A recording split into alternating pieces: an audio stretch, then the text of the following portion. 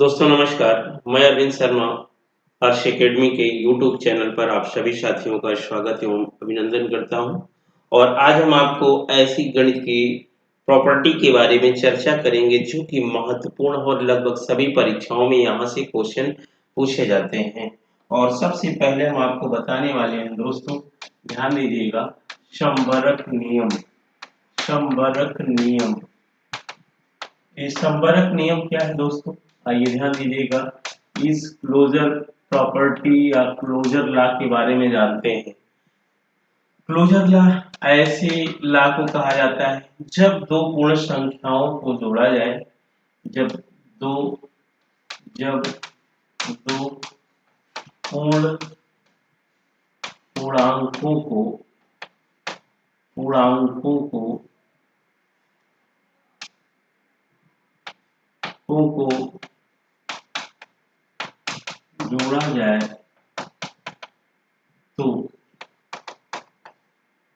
जोड़ा जाए तो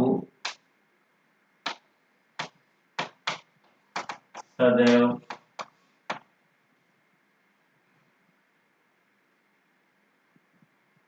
पूर्ण पूर्णांक संख्या प्राप्त हो। पूर्ण पूर्णांक संख्या प्राप्त हो। जैसे दोस्तों ध्यान दीजिएगा, अब यहाँ पे हम आपको बता दें, जैसे यहाँ पूर्ण संख्या की शुरुआत किससे होती है? शून्य से होती है। शून्य, एक, दो, तीन, चार, ये क्या है? पूर्ण संख्या। इन्हें पूर्ण पूर्णांक भी कहा जाता है।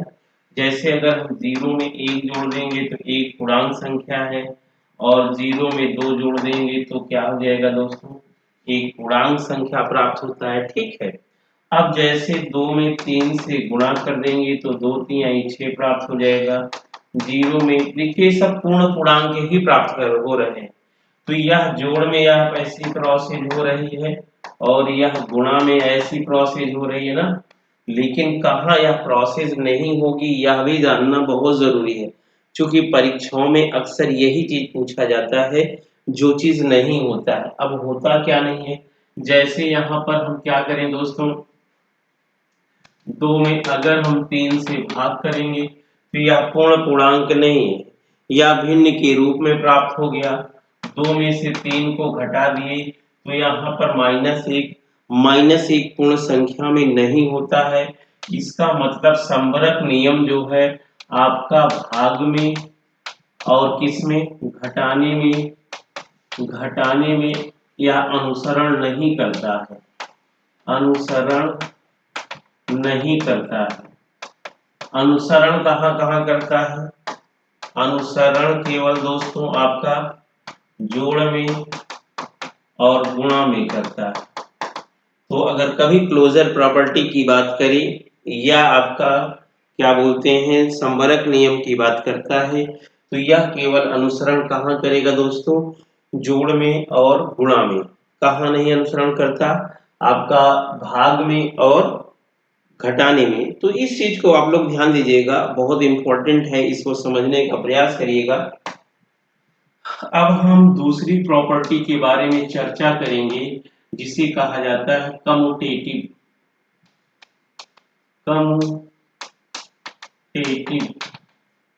लॉ या प्रॉपर्टी, जिसे हिंदी में कहा जाता है क्रम विनिमय नियम। क्रम विनिमय नियम का मतलब दोस्तों आपको एक बात ध्यान में रखना है कि यह क्रम विनिमय नियम क्या चीज होता है। जैसे अगर दो संख्याओं को जोड़ा जाए, ठीक है, या घटाया जाए, माने या संक्रिया किया जाए, तो क्रम बदलने पर भी वही रहता है, तो उसे क्रम विनिमय नियम कहते हैं ना भैया। देखिए दो संख्याओं को संक्रिया करने पर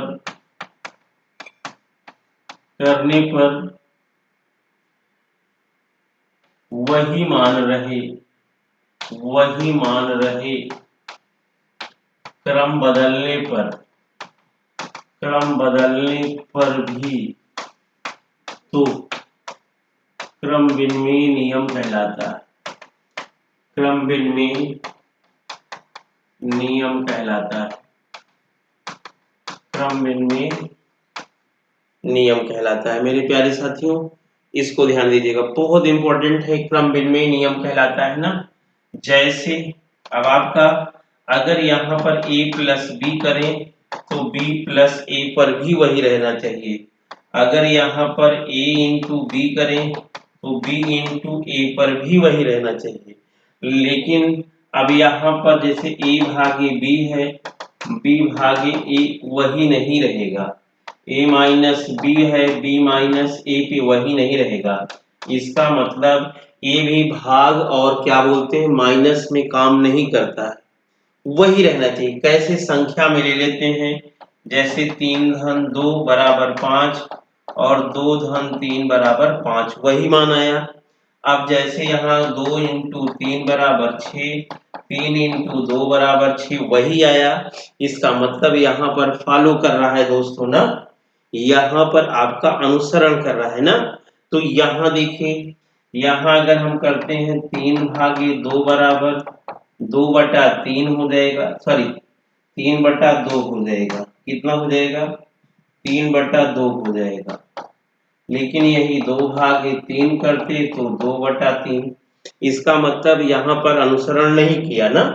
अब ऐसे घटाने में भी देख लीजिए, अगर हम 3 माइनस 2 बराबर 1, 2 माइनस 3 बराबर -1, इसका मतलब लास्ट में आपको रिजल्ट क्या प्राप्त होता है कि क्रमभिन्नमेय नियम भी केवल किसमें, गुणा में और जोड़ में फॉलो करता है। तो इसको लिख लीजिए,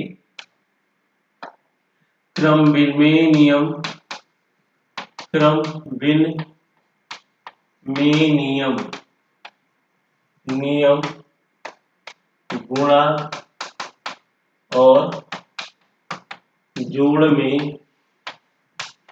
अनुसरण करता है। ठीक है, यही भी अनुसरण करता है, इस बात को ध्यान रखिएगा। क्रमभिन्नमेय नियम कहाँ अनुसरण नहीं करता, अनुसरण नहीं करता, देखिए भैया, क्रमभिन्नमेय नियम भाग घटाना में अनुसरण नहीं करता, अनुसरण नहीं करता, इन सब जगहों पे अनुसरण नहीं करता है। तो आपने देख लिया कि क्रमभिन्नमेय नियम भी हो गया दोस्तों। अब आगे हम चलेंगे आपका लेके अगला वीडियो में। सबसे पहले आपको ध्यान देना है साहचर्य नियम, साहचर्य नियम एसोसिएटिव लॉ। अब साहचर्य नियम की बात ध्यान दीजिएगा दोस्तों, बहुत इंपॉर्टेंट है, ध्यान दीजिएगा। देखिए साहचर्य नियम क्या चीज होता है। साहचर्य नियम के पहले आप लोगों को ध्यान देना है, साहचर्य नियम जैसे दोस्तों आपको 3 क्रम वाली कोई संख्या लेते हैं, जैसे मान लीजिए ए, बी और सी। अब देखिए यहाँ पर ए प्लस बी प्लस सी करेंगे तब भी वही मान होना चाहिए, क्या, ए प्लस बी प्लस सी। ठीक है, तो अगर इसकी क्रम की ग्रुपिंग चेंज कर दिया जाए, क्रम की ग्रुपिंग चेंज कर दिया जाए और मान वही प्राप्त होता है, तो उसे साहचर्य नियम कहते हैं। जैसे यहाँ पर अगला देख लीजिए, अब यहाँ पर हम क्या कह देते, ए प्लस बी प्लस सी ना भैया, और ए प्लस बी प्लस सी हो गया, और क्या बोलते हैं, ए तो हो ही गया, देख ही लीजिए। अब इनटू में हम देख लेते हैं, ग्रुपिंग चेंज किया हमने, अगर यहाँ पर a इंटू बी इंटू क्या हो जाए सी। अब चाहे यहाँ करें a इंटू बी इंटू सी, हमारा मान वही आएगा दोस्तों। लेकिन यह अनुसरण कहाँ नहीं करेगा, आपको पता है, यह अनुसरण यहाँ नहीं करेगा। जैसे a माइनस बी माइनस सी कर दें और यहाँ पर a माइनस बी माइनस सी कर दें, तो यहाँ अनुसरण नहीं करेगा। जैसे मान लीजिए यहाँ 4, यहाँ 3, यहाँ 2 हमने किया, 4 में से 3 गए, 1 हो जाएगा, माइनस सॉरी प्लस 1 हो जाएगा यहाँ पर, 4 में से 3 गए -2, 2 में से 1 गए -1 बचा। लेकिन अगर यही चीज हम कर दें 4 माइनस यहाँ पर 3 -2 कर दें, ठीक है, तो यहाँ 4 - 3 में से 2 गए 1, यहाँ क्या बच गया 3 बच गया। तो यहाँ देखिए अनुसरण नहीं किया ना, तो यहाँ अनुसरण नहीं करेगा, कहाँ, घटाना में और भाग में। अनुसरण कहाँ करेगा आपका, जोड़ और गुणा में। तो आपने देख लिया कि साइचर नियम भी कहाँ अनुसरण करेगा, जोड़ में करेगा। कैसे, इसको करा देते हैं। मान लीजिए यहाँ 3 धन 2 कर दीजिए, या यही संख्या लिखें जो यहाँ पर हमने लिखा है। जैसे मान लीजिए यहाँ क्या दिया जाए, 4 धन 3 धन 2। अब इसको भी ऐसे भी लिख सकते हैं। अब देखिए 4 3 7 2 9 आया, 3 2 5 4 9 वही आया। अब गुणा में भी ऐसे कर लेते हैं, 4 गुणित 3 इंटू 2 बराबर यहाँ 4 इंटू 3 गुणित 2। अब 4 तिहाई 12 दूनी 24, 2 तिहाई 6 चौको 24। हर कंडीशन में फॉलो कर रहा है कौन, ये आपका जोड़ और गुणा वाला। तो साहचर नियम भी आपको मिल गया दोस्तों। आपने देखा कि साहचर नियम भी दोस्तों आपको क्या होगा, गुणा में और जोड़ में अनुसरण करता है, ठीक है, अनुसरण करता है, ठीक है। और कहाँ अनुसरण नहीं करता है तो दोस्तों, साहचर नियम ये आपका भाग और घटाना में अनुसरण नहीं करता, ना। तो देख लीजिए इस तरीके से आपका 3 नियम हो गया, संवरक नियम हो गया, क्रम विनिमय नियम हो गया ना भैया। अब उसके बाद साहचर नियम हो गया। अब इसके बाद आपको बताते हैं वितरण नियम। वितरण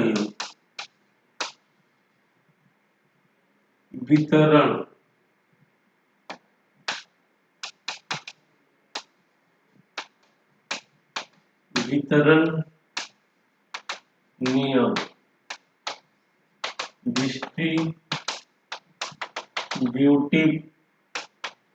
ला दोस्तों, ये वितरण का नियम क्या होता है, वितरण का नियम क्या होता है, बांटना बाबू। देखिए वितरण का नियम, जैसे यहाँ पर ए, अब यहाँ वितरण का नियम देखिए ए बी प्लस सी। अब यहाँ पर क्या हो जाए दोस्तों, A B plus A C, same मानाएगा A B minus C, A B minus A C. तो आपने देखा कि यह वितरण नियम जो होता है केवल जोड़ और घटाने में होता है, और वितरण नियम आपका गुणा और उसमें नहीं होता। देखिए अब a इंटू अब b इंटू सी में ऐसा थोड़ी ना होगा कि a का b में करेंगे a का c में करेंगे। अब यहाँ हो जाएगा a b c हो जाएगा ना, ऐसा नहीं। अब जैसे देखिए a b इसमें a c इसमें, ऐसा नहीं हो रहा, ये क्या होगा डायरेक्ट गुणा हो जाएगा। ऐसे भाग में भी हो जाता है दोस्तों, a भागे b भागे c ना। तो यहाँ पर क्या हो जाएगा a भागे b बटा कितना हो जाएगा दोस्तों, c हो जाएगा। और फिर यहाँ पर वितरण नहीं फॉलो करेगा, c बटा b हो जाएगा। तो माने आपका भाग और गुणा में अनुसरण नहीं करता है वितरण नियम। वितरण नियम जो है कहाँ अनुसरण करता है, केवल जोड़ और घटाने में, ठीक है। लिख लीजिएगा वितरण नियम भी हो गया है आपका। तो वितरण नियम भी आप लोगों को समझ में आ गया होगा, किसी प्रकार की कोई दिक्कत नहीं हुई होगी। अब हम आगे चलते हैं, वितरण नियम के बाद आपका आता है निरसन नियम, कैंसिलेशन लॉ इसे कहा जाता है, कैंसिलेशन लॉ। ये देखिए कैंसिलेशन लॉ के बारे में आप लोग अच्छी तरीके से जानिएगा, एकदम सिंपल और सरल है दोस्तों, किसी प्रकार का कोई दिक्कत नहीं है। और कहीं पे किसी प्रकार की कोई दिक्कत होती है तो आप लोग कमेंट करिएगा, हम आपको तुरंत बताएंगे, ठीक है। कैंसिलेशन लॉ का मतलब आप देखिएगा इधर, सबसे पहले कैंसिलेशन लॉ अब देखिए कैंसिलेशन लॉ का मतलब जैसे a प्लस बी बराबर b प्लस सी, ठीक है। तीन पद दिए हो, बीच वाले पद में पहले और अंतिम पद को जोड़ा जाए तो बीच वाला पद कैंसिल हो जाएगा। कैसे? a प्लस बी, अब यहाँ माइनस बी बराबर सी, बी बी के साथ आ गया, इधर प्लस इधर माइनस कट गया तो a बराबर सी। तो यह कैंसिलेशन लॉ जो है धन में फॉलो करता है, ठीक है। और कहाँ फॉलो करता है? जैसे a इंटू बी बराबर b इंटू सी, अब ये b b से कट जाएगा तो a बराबर क्या हो जाएगा? c हो जाएगा। इसे कैंसिलेशन नियम कहा जाता है। यह भी केवल कहाँ फॉलो करता है? जोड़ में फॉलो करता है और गुणा में अनुसरण करता है। अनुसरण कहाँ नहीं करता है? नहीं करता है आपका भाग में और घटाना में, ठीक है। ये जो संक्रिया होती है जोड़ घटाने भाग की, यह संक्रिया किस किस नियम में अनुसरण करता है, किस किस नियम में नहीं अनुसरण करता है, ये सारी चीजें आपको बता दिया गया। पहला आपको क्लोजर लॉ के नियम, क्लोजर लॉ से बताया गया, दूसरा कम्यूटेटिव लॉ से बताया गया, तीसरा आपका एसोसिएटिव लॉ से बताया गया, चौथा आपका एसोसिएटिव के जस्ट बाद मैंने डिस्ट्रीब्यूटिव लॉ बताया, फिर पांचवा अब आप लोगों को मैंने क्या बता दिया? कैंसिलेशन लॉ दोस्तों बता दिया। तो ये आपका संक्रियाओं के बारे में था। लेकिन अब बारी आई है आपका योगात्मक तत्समक के बारे में है, ठीक है दोस्तों, देखिएगा। और योगात्मक प्रतिलोम के बारे में, ठीक है, गुणात्मक गुणात्मक प्रतिलोम, ठीक है, और गुणात्मक तत्समक के बारे में बताना है, ठीक है। तो आइए ध्यान दीजिएगा। सबसे पहले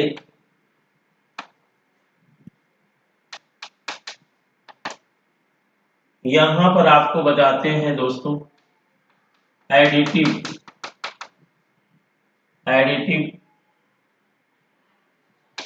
इनवर्स। एडिटिव इनवर्स का मतलब क्या होता है दोस्तों? आपका योगात्मक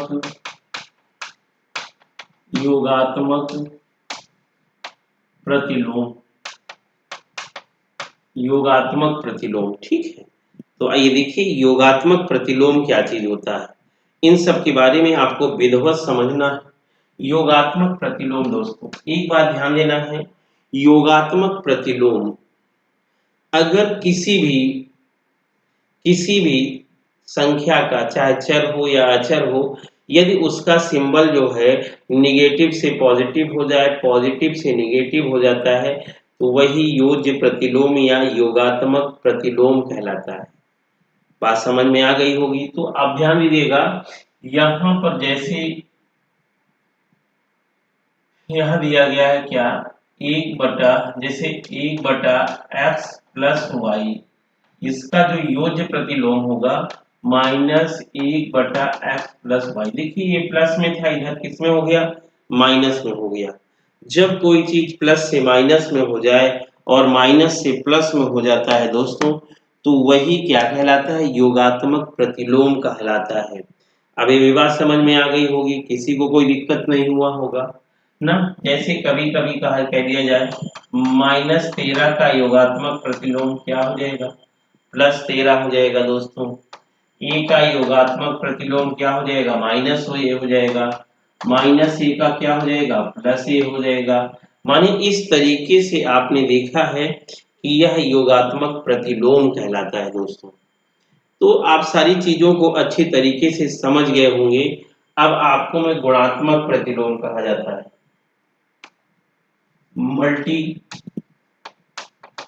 मल्टीप्लिकेटिव इनवर्स।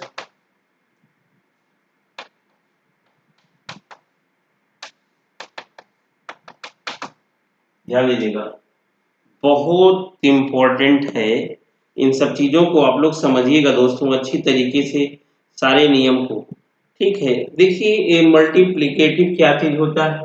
मल्टीप्लिकेटिव इनवर्स का मतलब होता है गुणात्मक प्रतिलोम। गुणात्मक प्रतिलोम दोस्तों की श्रेणी का नाम है।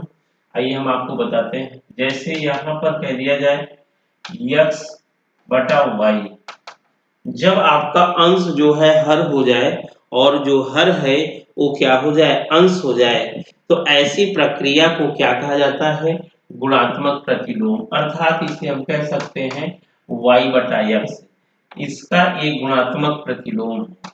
जैसे x plus y, x minus y, इसका गुणात्मक प्रतिलोम क्या हो जाएगा, अब नीचे वाला ऊपर हो जाएगा और ऊपर वाला क्या हो जाएगा, नीचे हो जाएगा।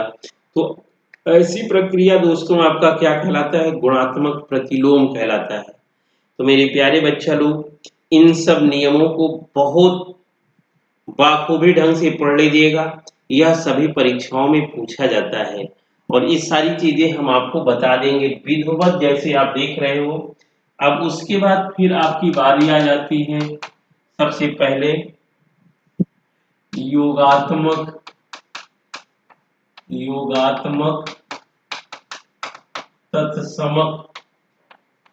ये देखिए योगात्मक तत्समक क्या होता है दोस्तों। अब योगात्मक तत्समक का मतलब दुनिया में कोई ऐसी संख्या है जिसमें जो भी जोड़ो वही प्राप्त हो जाए, जिसमें जो भी आप जोड़िए, कोई भी संख्या जिसमें जो जोड़ दीजिए वही प्राप्त होता है, वही गुणात्मक तत्समक कहला सॉरी योगात्मक तत्समक कहलाता है। जैसे 0 में 5 जोड़ोगे तो 5 ही प्राप्त होगा, 0 में 10 जोड़ोगे तो 10 ही प्राप्त होगा। अर्थात 0 एक ऐसी संख्या है जिसे कहा जाता है योगात्मक तत्समक कहा जाता है। योगात्मक तत्समक क्या कहा जाता है दोस्तों, योगात्मक तत्समक कहा जाता है। और योगात्मक तत्समक को ही दोस्तों ध्यान दीजिएगा, 0 ही एक ऐसी संख्या है जिसे योगात्मक तत्समक कहा जाता है। और एक बात आप लोग ध्यान दीजिएगा, ये जो योगात्मक तत्समक है, जो शून्य है, इसमें आप चाहे जो भी जोड़ोगे वही प्राप्त हो जाएगा दोस्तों, ध्यान दीजिएगा। ठीक है, अब उसके बाद आपको बताता हूं गुणात्मक तत्समक। गुणात्मक तत्समक, ये गुणात्मक तत्समक क्या है।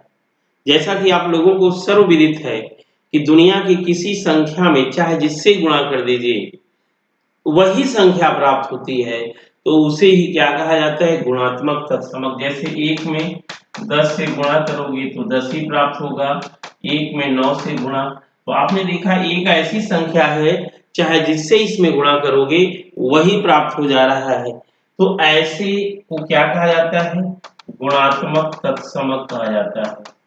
गुणात्मक दोस्तों क्या कहा जाता है, तत्समक कहा जाता है। तत् तो आपने देख लिया कि ये आपको, अब हमने सारी चीजें आपको बता दिया, एक ही वीडियो में सब कुछ आप लोगों को बता दिया। तो आप लोग अगर मेरा वीडियो अच्छा लगे दोस्तों तो ध्यान दीजिएगा कि आप लोग सभी वीडियो को देखने का प्रयास करिएगा और चैनल को सब्सक्राइब कर लीजिएगा और अधिक से अधिक लोगों में शेयर कर दीजिएगा। तो आज के लिए इतना ही, शेष नेक्स्ट डे दोस्तों।